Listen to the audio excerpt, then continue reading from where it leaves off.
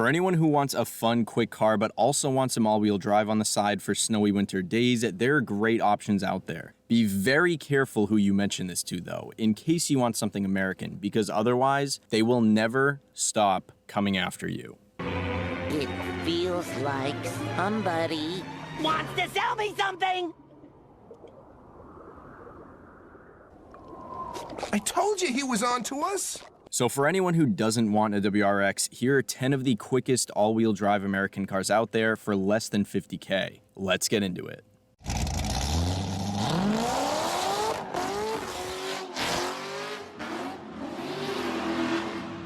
First off, big thanks to Richard Cordero for the video request. If there's a video you want to see or you have any questions, please let me know and I'll try to get to them all. As always, 0 to 60 times are from either Motor Trend or Car and Driver tests. All price ranges are from listings within about 100 miles of me in great condition with no accidents, and I use 90K miles as a hard cutoff since we're talking about a fairly large budget here. Violently demolishing the subscribe and like buttons is always appreciated, and I thought of a great plan to benefit everyone, where if everyone tells 2 people about this video, and all those people tell 2 more people, and it just keeps going, then...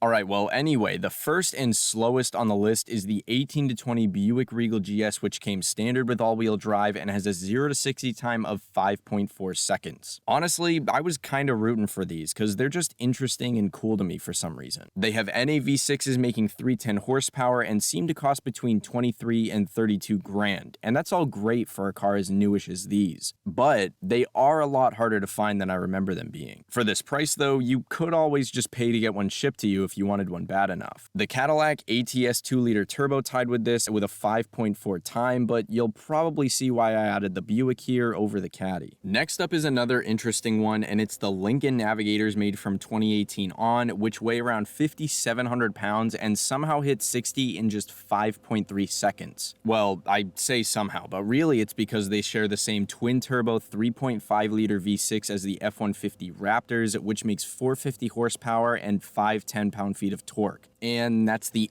only engine option. These stand out so much to me because being such classy, high-end Lincolns, I just know some old couple bought a new one because they liked the nice looks and quality and didn't really know about the performance, but then as soon as they really drove one for the first time and got on the gas, they were like...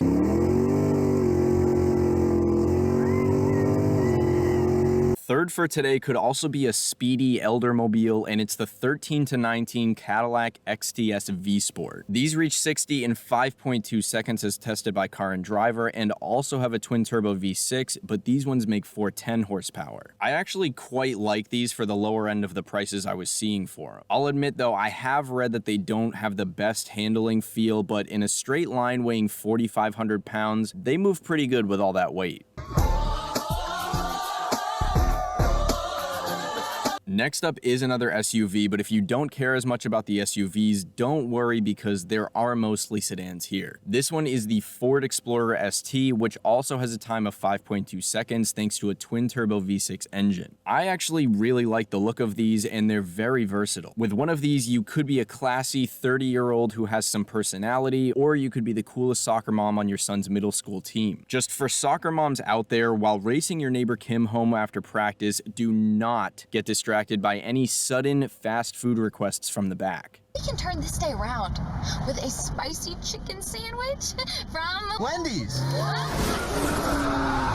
Number 5 is a car that's been in a few of my videos lately, so I won't take too long with it, but it's the 13 to 19 Ford Taurus SHO, which hits 60 in, that is correct, also 5.2 seconds. Horse jockey was number 1. These are pretty much just great all-arounders to me. They look good inside and out, have a powerful engine with not terrible MPG, and definitely have at least decent modding potential. Now for the first and only truck, it's the 2nd gen F-150 Raptors with a time of 5.1 seconds, which surprisingly has prices starting around 41,000 bucks. Obviously, the newer they are, the less likely they are to be within this budget though. These are awesome looking vehicles, but in my brutally honest opinion, which could be for me not getting the crazy crazy prices people pay for trucks these days, I probably wouldn't pay for one of these. And if anything, I'd take an SVT Raptor instead if I did really love trucks. Those also look great and have a supercharged V8 instead, so when you pass people, they won't just hear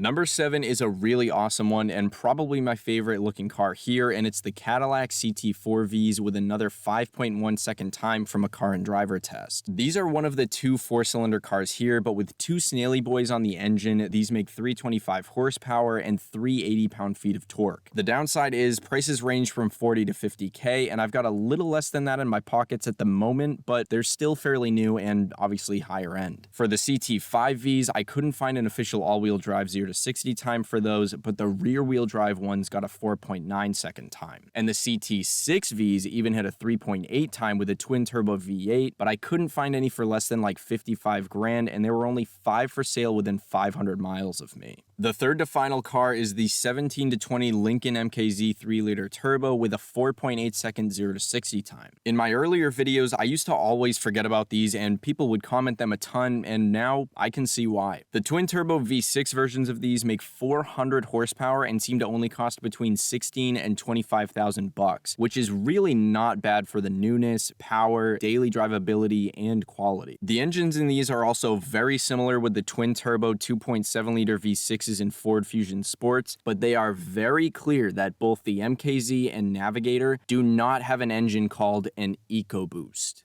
The Fusion Sports even hit 60 in 5.1 seconds and can be found for as low as 20K, so those could have been a car here, but they're so similar to these MKZs anyway. Now for yet another Ford, and I'm sorry to the Chevy and Dodge guys, I don't make the rules, I guess, yeah, in a way I sort of do make the rules, but what I meant was the second to fastest car here is the 16 to 18 Ford Focus RS with a time of 4.5 seconds, thanks to a turbo 2.3-liter engine and what is supposedly a really good all-wheel drive system. I don't know if there are too many people who genuinely dislike these. I feel like they're just kind of their own thing and don't have much competition, at least between American brands. As of right now, they seem to cost between $30,000 and $34,000, and they're the lightest car here at around 3,400 pounds. And as the quickest all-wheel drive American car for under $50,000. Yeah, I'm a little surprised about this too. It's the 2018 and newer Dodge Durango 392 with a time of 4.1 seconds as tested by Car and Driver. These did come out before 2018, but in 2018, they updated the car's transmission with a second version of their 8-speed auto to improve the time. There's also the Grand Cherokees with the 392 engine, but those had a very slightly slower acceleration. I know car guys would probably know these had some pow under the hood, but if you debadged one of these,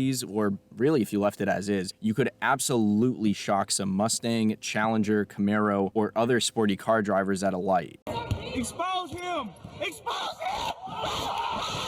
Like I said, let me know what videos you guys want to see over Instagram or in the comments, or if I missed any good cars here. Genuinely, thank you for watching. I really do appreciate it. I'll see you all in the next one. Have a great day.